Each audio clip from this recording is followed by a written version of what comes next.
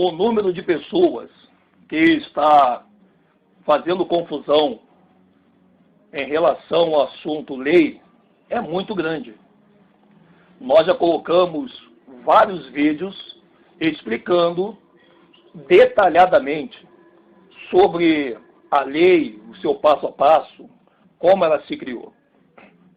Mas eu ainda vejo na necessidade de falar mais um pouco sobre a lei, para que algumas pessoas que estão saindo do sistema religioso evangélico não venham a cair no laço do sistema religioso judaico que está disseminando o seu veneno na internet.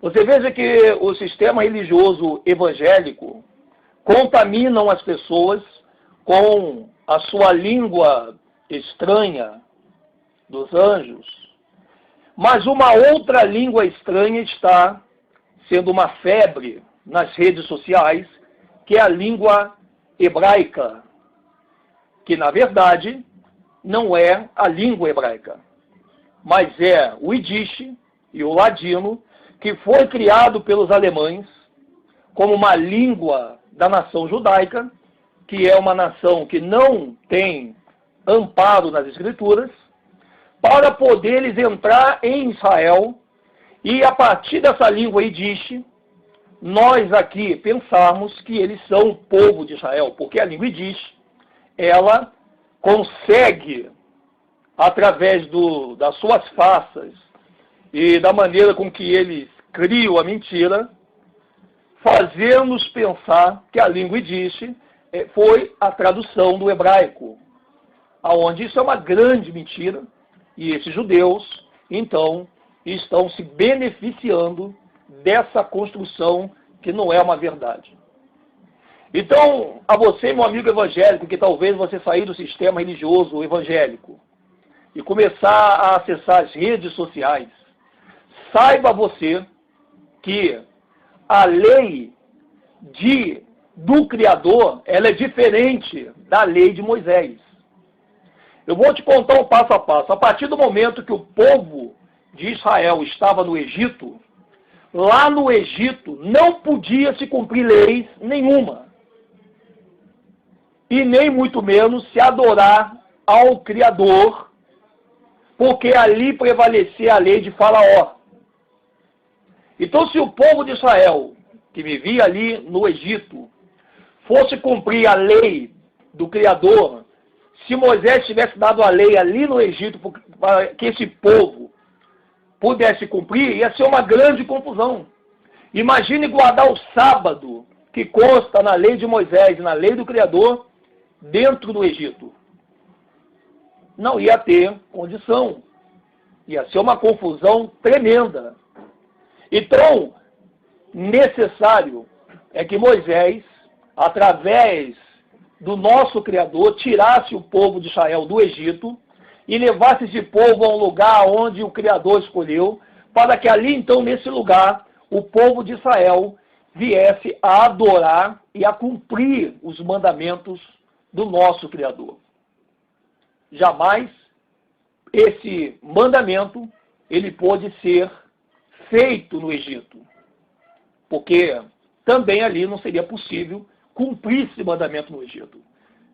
Então, analisando por parte, aonde foi dado esse mandamento? No Monte Horebe, ou no Monte Moriá. Ali foi dado os mandamentos.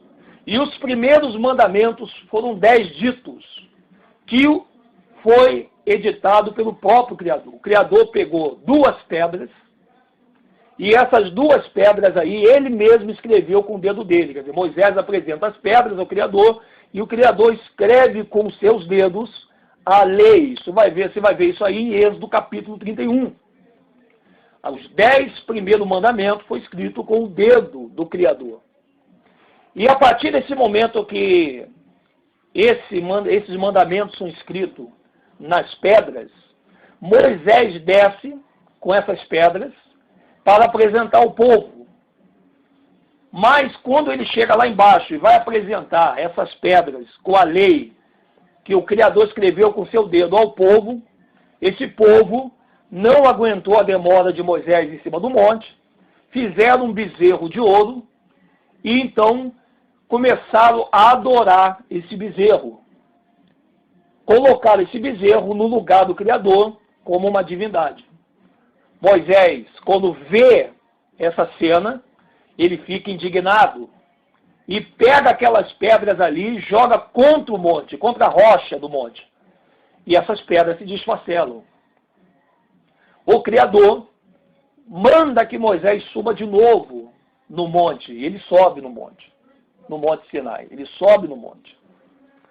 Quando ele sobe no monte, de novo, o Criador diz, pega de novo mais 2 pedras e faça uma arca. E Moisés, então, faz uma arca lá no monte, que é a arca do concerto, ou a arca da aliança. E ele diz assim, olha Moisés, eu vou escrever de novo nessas pedras com o meu dedo. E ele escreve de novo, o próprio Criador escreve na tábua. E só que ele diz assim, Moisés, agora você vai pegar essa pedra aí, você não vai mais descer lá embaixo para apresentar ao povo os meus 10 mandamentos. Agora você vai pegar estas 2 pedras e vai colocar elas dentro da arca da aliança que você fez. E você vai pegar agora um livro e você vai escrever as leis que eu te editar. E Moisés então começa a escrever as leis, que não era só 10 mandamentos, mas 600 e poucos mandamentos, mais de 600 estatutos, preceitos, ou seja, nessa lei de Moisés tinha tanto os 10 mandamentos que estão dentro da arca, ela foi repetida, mas dessa vez com Moisés escrevendo, mais 600 ditos, que tornou-se um peso no mandamento que era só 10. Porque o povo tinha adorado um bezerro lá embaixo, de ouro, e como castigo, esse povo não merecia só os 10 mandamentos suaves do Criador. Como castigo, o Criador deu agora os 10 mandamentos, mais os preceitos, os estatutos, que ao todo eram 600 e poucos na totalidade. Quer dizer, o que era para ser um fardo leve, se tornou um fardo pesado. Então, amado, a partir desse princípio, os 10 mandamentos, eles até hoje estão guardados na arca. E você vai ver esses mandamentos na arca em Apocalipse. O que aconteceu?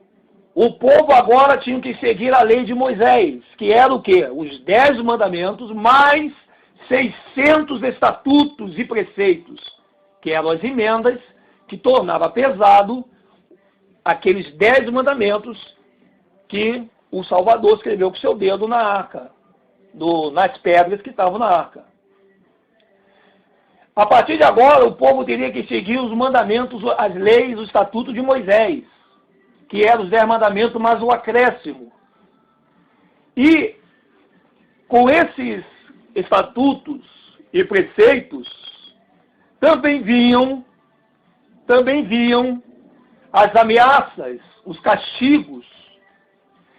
Os mandamentos do nosso Criador, que está na Arca da Aliança, só tinha só o mandamento, mas o único castigo que tinha naquele mandamento, que está nas pedras, é o Criador virar suas costas para aquele povo.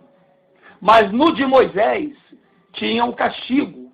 Se a pessoa fosse pega em adultério, ela teria que ser apedrejada. Quando no mandamento do Criador, só estava assim, ó, não adulterarás, acabou. E só mandava não adulterar. Mas no mandamento de Moisés, tinha não adulterarás, pois se adulterar, terá que ser apedrejado. Você vai ver essas emendas em Deuteronômio, em Levítico, que são os livros da lei. Então, partindo desse princípio, prevaleceu em todo o Velho Testamento a lei de Moisés.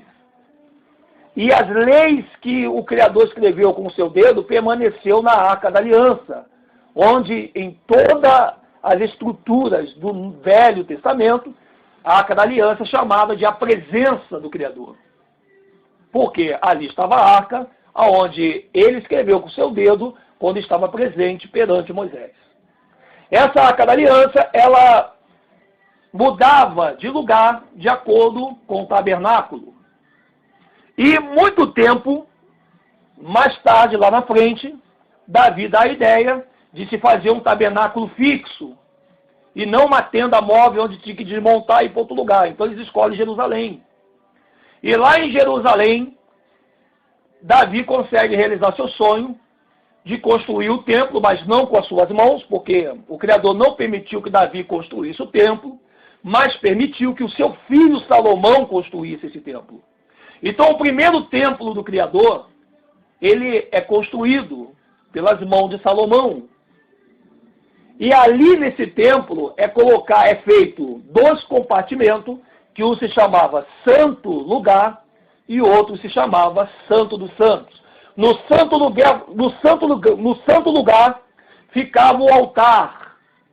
E no Santo dos Santos, a Arca do Concerto, onde estavam 2 pedras escritas com dedo de ar, guardada até o último dia da grande tribulação, onde essa arca vai aparecer no céu, mostrando que ela está em poder do Criador. Mas a lei de Moisés prevaleceu sobre Israel. E era sobre a lei de Moisés que o povo de Israel, que as 10 tribos, que as 12 tribos de Israel tinham que seguir. E foi essas leis de Moisés que eles quebraram. Eles quebraram essa lei de Moisés. E aí o Salvador, quando ele vem, Yahushua, que nós conhecemos como Jesus, nas igrejas religiosas evangélicas, o Salvador Yahushua, ele veio como uma última esperança para que a escravidão que Israel ia sofrer devido à quebra da lei não acontecesse lá na frente, como foi a escravidão do povo de Israel, que é o povo negro, que estão hoje nas Américas, e em todo o mundo. Ele veio para a casa perdida de Israel. E o que ele fez? Ele cumpriu todas as leis de Moisés na frente dos escribas e fariseus. Você vai ver isso em todas as passagens do Novo Testamento, dos 4 livros dos Evangelhos. Quando ele morre, ele cumpre a lei de Moisés. E hoje nós estamos isentos dessa lei. Nós não estamos mais debaixo da lei.